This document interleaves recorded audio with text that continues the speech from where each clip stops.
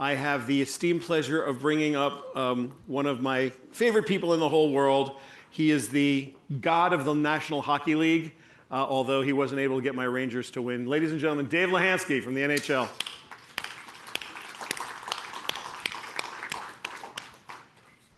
You can use steps. All right. Look, the Rangers are out of it. That very kind introduction. You're quite welcome. The Rangers are out of it. I don't care about hockey anymore. Oh, sorry, I'm back. That was when I think you finished with give us a sneak peek of something that's going to happen that nobody knows about. Yeah. My response was going to be next year the New York Rangers are going to win the Stanley Cup.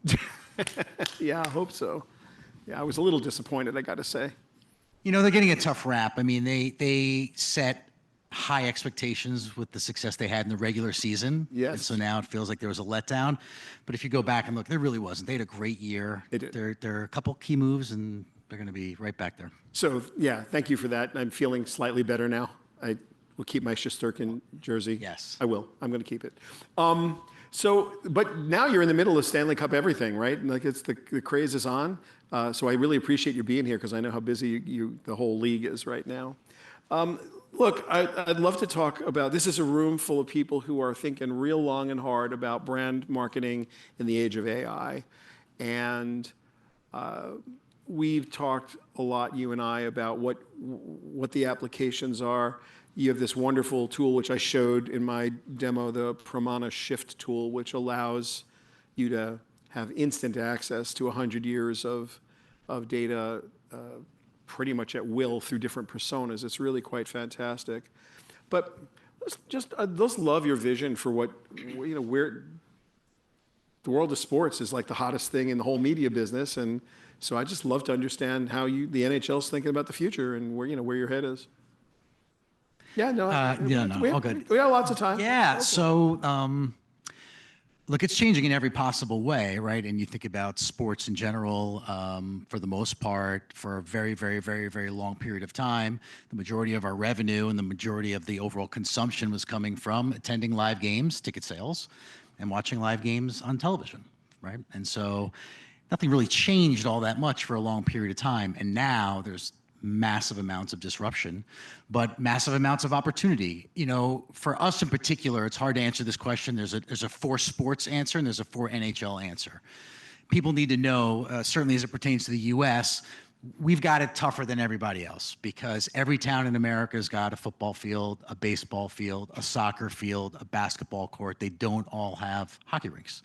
And still today, the biggest predictor of future fan avidity is participation or proximity to participation. If you played, if your friend played, if your brother played, if your sister played, if someone in your family played, you are way more likely to become an NHL fan. So getting people to play has always been a struggle and something we've been focused on. But now there's an opportunity to sort of fill in all the cracks around those rinks that exist with hockey NHL experiences that have never existed before. Right? We've got this amazing game in Roblox. It's called NHL Blast. It's the highest performing sports branded game out there. That type of thing, right? So what's really going on? There's this obvious shift we've all seen with regard to mass, unmass, one-to-many distribution to a direct-to-consumer world. And anyone who's followed sports and seen kind of what's happened to Diamond Sports and the regional sports networks and sort of the instability of that business right now has seen it happening. And so we're on this shift. And where it's going to take us eventually is to a completely personalized experience. You're going to be able to pull up a screen, little one, big one, doesn't matter. And you choose how you consume the game. You pick the camera angle, you pick the audio source. Do you want statistical overlays? Yes, no, sponsors, social networking, betting, free-to-play gaming. I mean, you choose what you have. And although all those individual technologies are there today, can we stream a game in an application and let you turn on or off, stats? Yeah. But to be able to have all of them integrated into an application that you could pull up with zero latency because it's live, and have that happen in an arena where there are 18 other thousand people trying to access it. No, that's not there today. So we've got some time before we get there. And so where we are, we're in the middle. And the middle is we are responsible for creating customized experiences. We could take one set of audio, video, and data feeds, instead of creating one traditional broadcast that airs on a linear channel, or even really streams, because let's face it, the move from linear to streaming for sports was just taking the same experience that was on linear and streaming it, to create something different, to have a traditional broadcast, a broadcast that's stat heavy with graphics and analytics everywhere, a broadcast that's like a version of Manningcast, it's lifestyle, it's entertainment based, one for kids, one for, and now you can create multiple experiences to better engage people. And so, AI, I mean, when, oh, of course, right? Now we can, it's an enabler. Now we can do this with more efficiency, with more efficacy, with lower costs, and multiply our ability to sell advertising and sponsorships and everything else. So, there's a lot more to what we're thinking about, but really, for I think this audience, from a content distribution standpoint, creating more customized experiences for specific audience segments is at the top of the list, and leveraging AI to help us do that globally is paramount.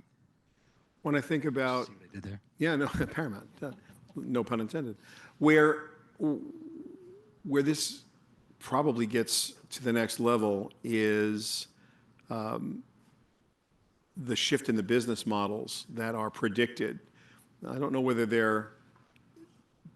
it's right or wrong, and we certainly don't know the timeline, because the NBA was just sort of doing their deal and they're sort of in the middle of it, and football is to 31. We really don't know what's going to happen until they start negotiating that. Somehow, somewhere in the future, direct to consumer becomes a thing, right? I mean, and what does that even look like, in the context of the greater marketing world? Yeah. You could see a little bit with regard to where it's going right now, right? And so, whatever term you want to use, fragmentation maybe, like there will be fewer all-in exclusive deals and more content and media distribution partners.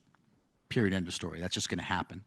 One, because to drive the increases that we all need to see from a revenue standpoint, that's the only way to do it, right? There are just very, very few entities are going to be able to pay to afford everything. The other part is it's the type of experience. Everyone's thinking about distribution. Take the Diamond Sports thing, right? Like, what's going to happen in these local games? Where are we going to distribute? Where are we going to distribute? Everyone's thinking about distribution, but fewer people are thinking about the actual content and the experience. So, that alone, we're right now distributing. I referenced Roblox earlier. So we're putting game highlights into Roblox. That is a distribution platform now for NHL content that we can someday, hopefully soon, monetize. So there are going to be more distribution platforms, more deals to be done, and that's really where it's going, even based on the types of content. I believe someone from the NFL last week, during the conference final, we've been, our good friends at Turner have been doing a side-by-side broadcast. There's the traditional, and then there's a stat-heavy, it's, sort of edgecast, datacast, whatever it's called, and they're proactively investing that because they believe where it's going. Our friends at the NFL announced that they're thinking about selling a whole package for just that type of experience. Who wants to buy the NFL stat heavy? Yeah. Version, yeah. So it's just more the proliferation, more distribution, more types of content, and that's where it's going. Ultimately, where it goes, I don't know. No. Are we going to be right back to sort of a cable TV model, except it's not sitting on a linear platform, it's sitting on a digital platform? Maybe. Are we doing it directly ourselves? We're good old NHL, like it's all coming through our app and we're going truly direct to consumer? Maybe, we'll see. Yeah, it's hard to know, right? Certainly, big tech has their own reasons for buying sports, although they haven't stepped up quite the way linear has. Linear is existential for linear, right? If without sports, there's no more, I wouldn't say no more, but it would be hard to justify linear television based on the ratings of Thursday afternoon at 3 o'clock on some obscure cable channel. I don't think that's a television future the TV business wants to live in. So I think the chairman of Nielsen just said sports, is really the driver, something like that. did, I yeah, kind of came in when that happened. I want that clip for sure. That was Dave Kenny, and he definitely is a sports believer. There is no question about that. Look, at the end of the day, we can't predict the future. But the trends are pretty interesting right now with respect to what Amazon's doing, what YouTube is doing, what Meta is like thinking about. It's just, to me, a fascinating shift, and everything old is new again, right? We're in a situation, I think you and I have discussed this so many times, we're back to ABC, NBC, CBS, and Fox, although they're streaming entities, but it's the same, you know, all the little fragmented stuff is becoming less important. But what's everyone says, and we're in a room full of marketers, everybody is like still fixated on the only two things that happen that are really topical and timely. And you can't even say news is topical and timely anymore because you just get news when it happens. You don't need to find a broadcast for it. But sports is destination, and it's got a start and an end, right? So yeah, that's where the dollars are getting put. Well, I should say this in a non-biased way. So I was at one of the playoff games, actually two of the playoff games, for my beloved Rangers when they were actually doing good that night. The place was electric. The hockey fans are almost like football fans in Europe. I mean, they're not quite as insane because the football fans in Europe that's another level of insane. Go to a FIFA match and you learn what fandom really is. And I feel like we could learn a lot by just watching the soccer or football fans in Europe. But the hockey fans were a close second. Like, they're insane. The place was completely packed. I know it was a playoff game, completely packed. There wasn't a seat in the house. And so you don't really have an attendance problem, and you don't have a fan problem. So when you look at where hockey sits in the world of sports, and when you do hook someone into hockey, they're hooked for life. What are the challenges of just, and just to ramble on for a second, I look at what, may he rest in peace, David Stern did with basketball, where he totally globalized basketball in a way that seemed pretty impressive. It seems like the whole world could be hockeyized if it could be. How are you thinking about that? So yes and no.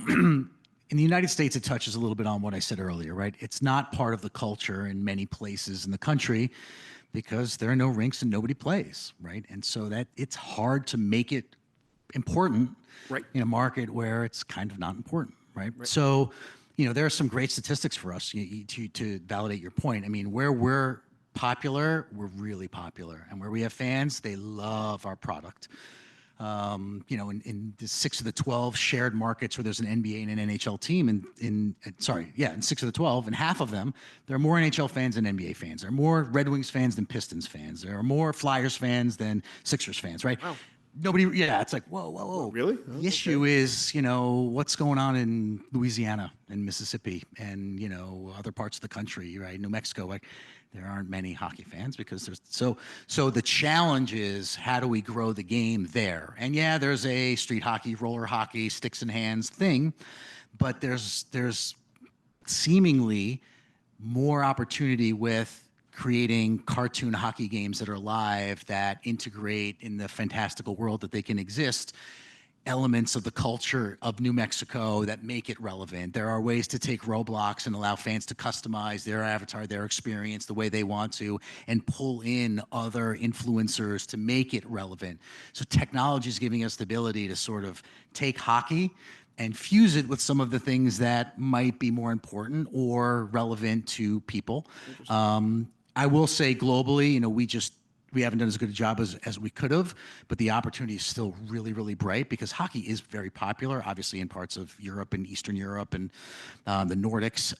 So there's a huge opportunity there to really own the sport from a global standpoint, and we're working on that right now. But technology with regard to emerging platforms and primarily digital content you've seen, and this, for those of you who don't know, we have this tracking system. There's a sensor in every player's jersey. There's a sensor that's manufactured into the puck, and we track the movement of every player in the puck every second of the game.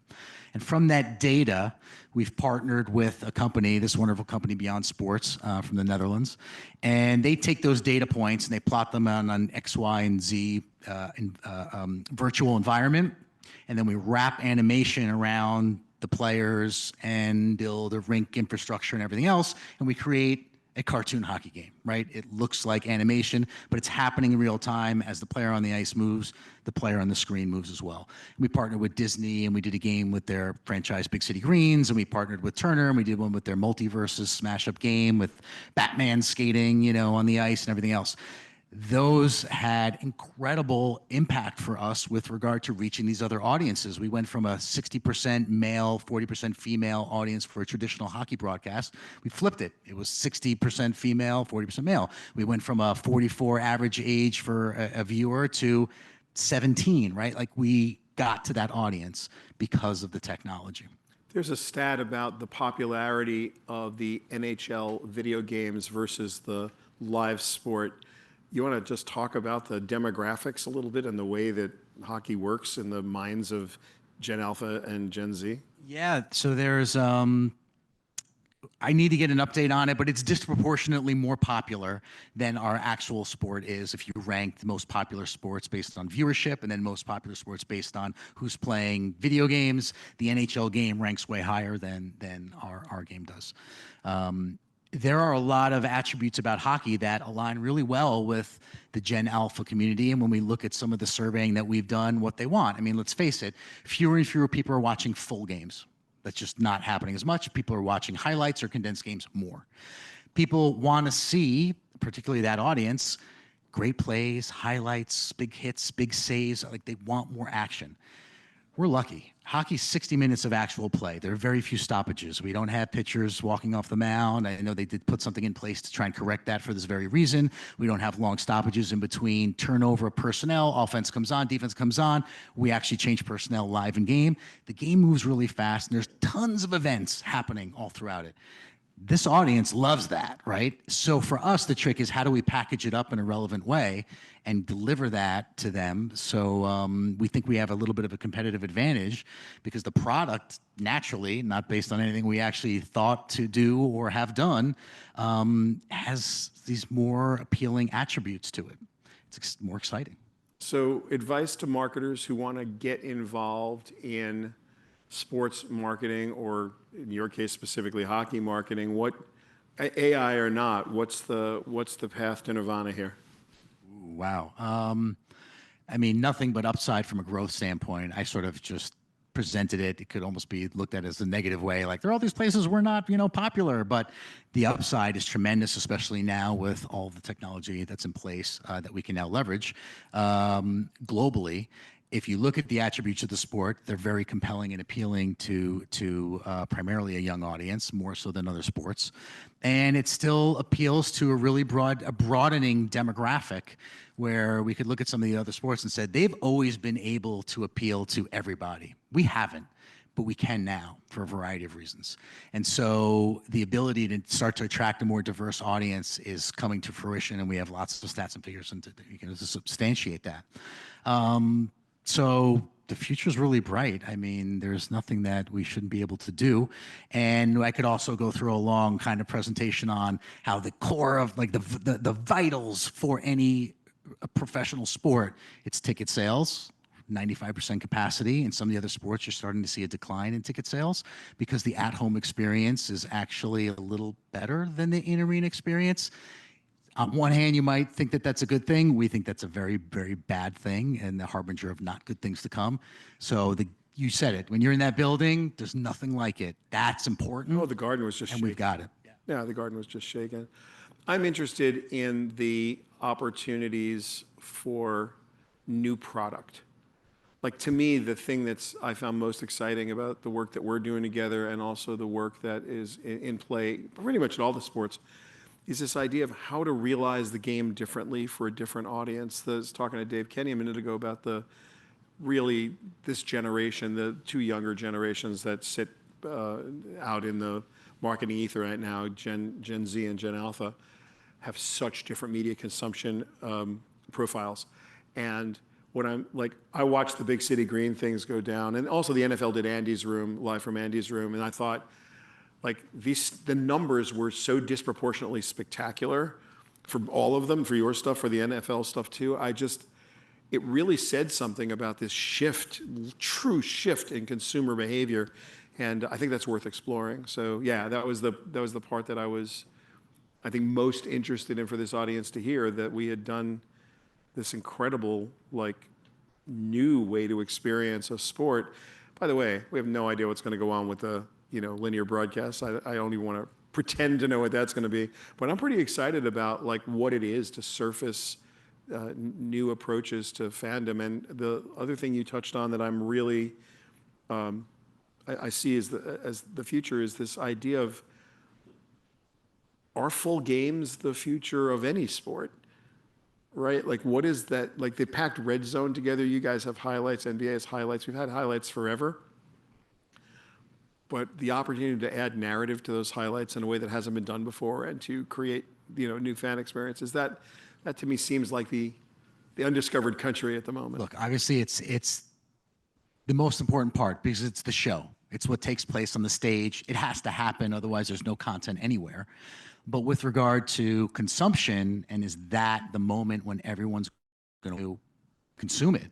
Maybe, maybe not. I think it's going to have a very, very vital role. It's going to be as valuable. It's going to continue to grow in value, but its piece of the pie is going to shrink. More condensed games, more highlights, more alternate forms of content, more experiences in Roblox and Metaverse and everywhere else.